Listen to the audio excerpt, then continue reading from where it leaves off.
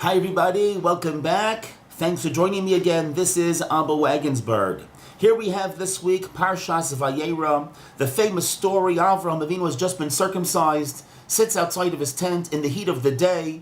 As he's healing, these three guests come.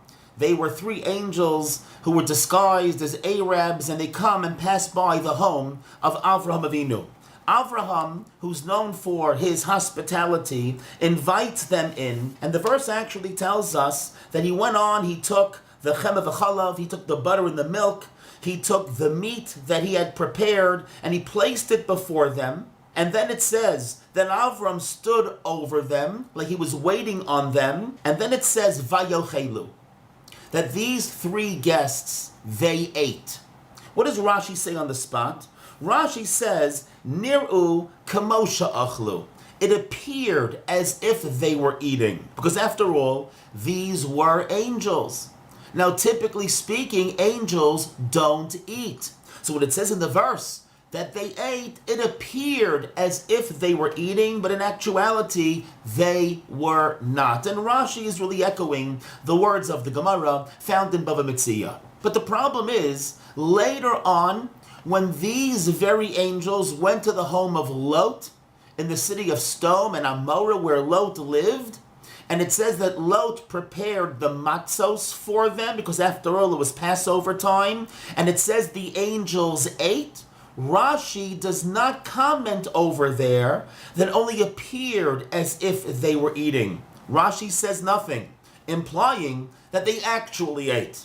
Which brings to mind the question, what is the difference? Why, when the angels went to the home of Avraham Avinu, it only appeared as if they were eating, but they didn't actually eat?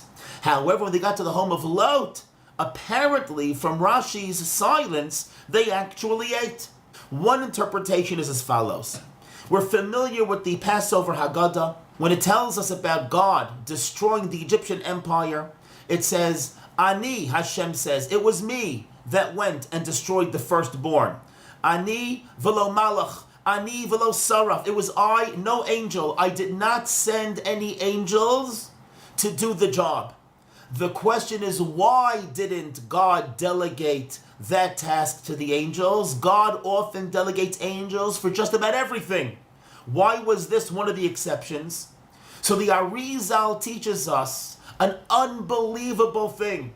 He says that the impurity of Egyptian society was so decadent, it was so filthy, had God sent angels to do the job, even angels would have been impacted, influenced in a negative way, and they would have become corrupt from the low level of Egyptian society in that generation. Hashem said, I can't even send my angels to do this job. I'm going to have to do the job myself so that I don't wind up corrupting other creatures to drop and drift as low as the Egyptian society. And this could be the answer in the differentiation between the angels going to Avraham as opposed to going to the house of Lot. When the angels went to the house of Lot, who lived in Sodom, another decadent society, so even the angels were impacted in a negative sense, and their level was lowered. They dropped from the level of angel down to that of a person, and they actually ate. As opposed to when they came to the home of Avraham Avinu, a home filled with Kedusha v'Tahara, sanctity and purity, the angels were able to maintain their status of angel, and they didn't have to stoop. For them, it's going low to eat, and it says they appeared as if they were eating, but they still maintained their stature as angels. And I think this comes to teach us a very powerful lesson, but it's very relevant to every single one of us in our own lives. It is imperative that we make the right choices, who we choose to befriend, who our friends are, where we choose to live. We must make sure that if we try to become friends with others, they should be the types of people that are conducive to spirituality. People that will help me and we will help each other to grow spiritually.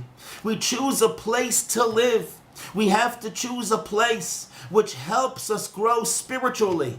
We're choosing a profession to go into and a place of work in an environment which is conducive to keeping Torah and halacha. We choose a person to marry, a person that we can grow spiritually together with.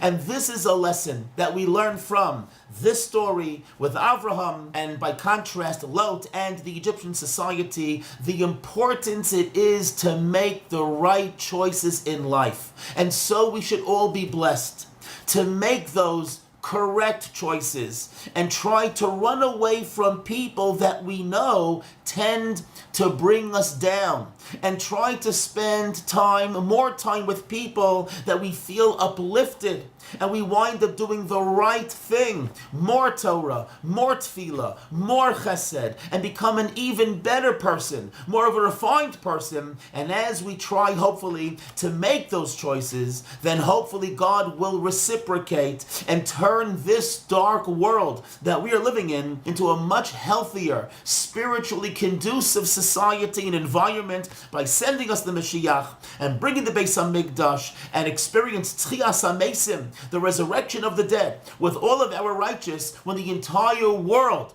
will be a place conducive to spirituality, which is, of course, the ultimate goal, because that's what lasts for eternity, that's what's meaningful, that's what's purposeful. Thanks so much once again for joining me. This has been Rabbi Wagensberg. If you've liked this video, please help to support for free by liking, subscribing, and sharing this video.